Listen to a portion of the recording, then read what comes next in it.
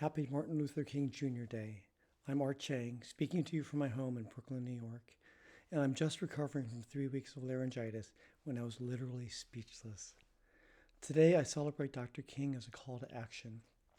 For me, this day is more than history, it's also my origin story. I was born May 9th, 1963 in Atlanta under Jim Crow. My parents were Korean students. In 1963 Georgia, equal protection under the law was not real for people who weren't white.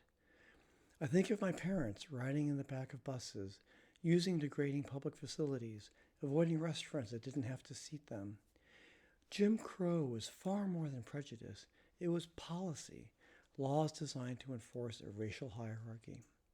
Segregated schools, voter suppression, housing discrimination, laws that made interracial relationships crimes.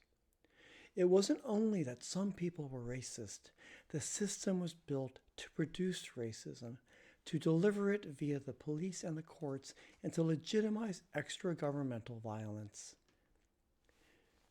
Weeks before I was born, Dr. King wrote from a jail cell in Birmingham, Alabama, "Injustice anywhere is a threat to justice everywhere.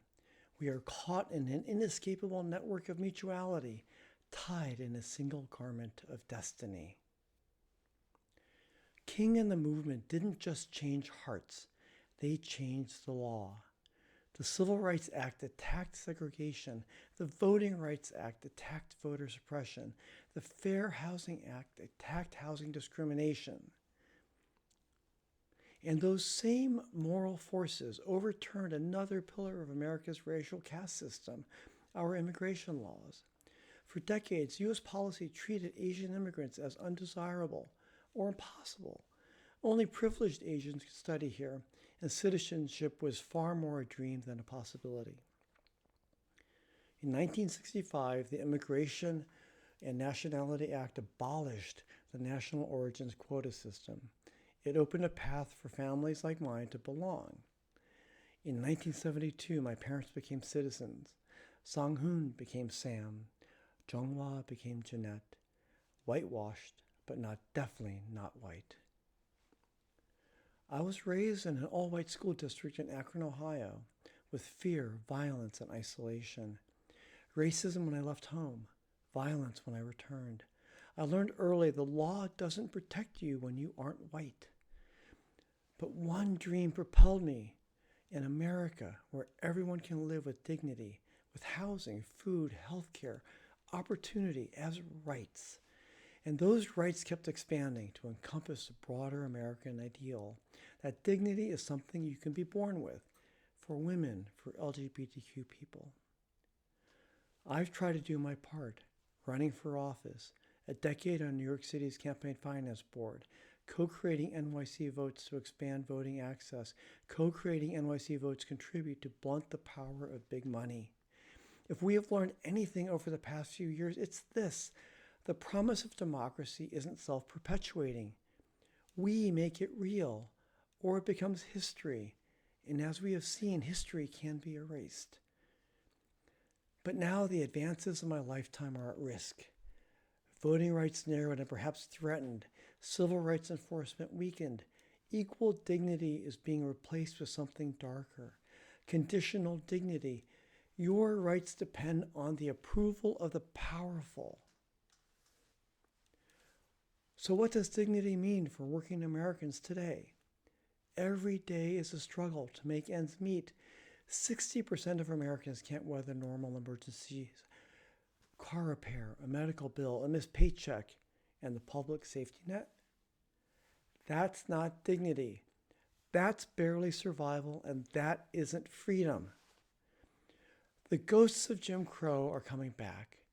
When they come for the vulnerable first, the rest of us are just further down the list. It has reached my community. Asian Americans detained, deported, profiled, families isolated by language with no one to advocate, parents afraid to send children to school, afraid to see a doctor because ICE might be there.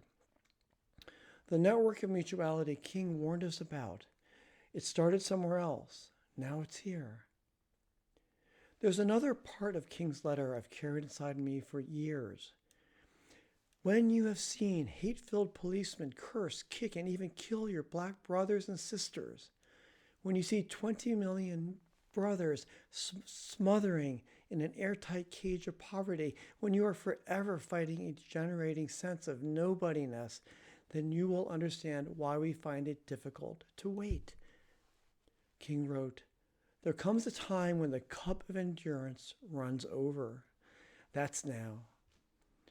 When masked, badgeless, armed agents operate with impunity, when people are disappeared from their lives, their families, their jobs, when protesters are beaten and killed, that's not law and order.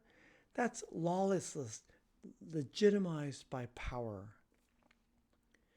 There's a part of King's legacy we don't talk about on this holiday.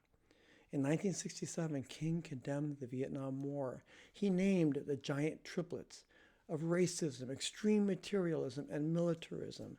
He warned, a nation spending more on military destruction than social uplift is approaching spiritual death.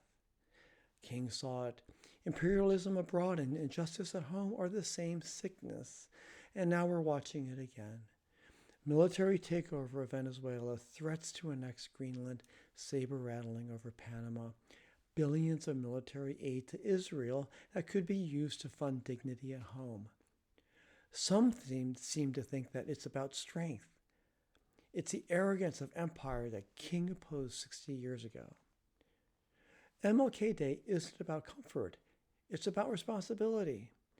We are caught in a network of mutuality. To honor King, don't just quote him. We act because the next generation is watching. Thank you.